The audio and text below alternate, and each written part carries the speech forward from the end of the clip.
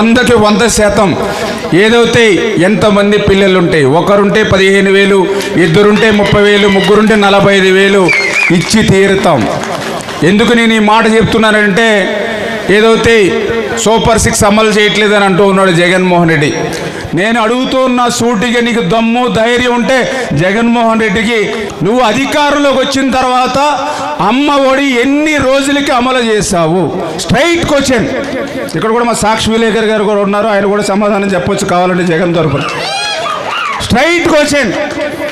మీరు అధికారంలోకి వచ్చిన తర్వాత మీరు 2019 జూన్ నెలలో ప్రమాణ స్వీకారం చేసిన తర్వాత ఎప్పుడు మీరు అమ్మ ఒడి అమలు చేశారు?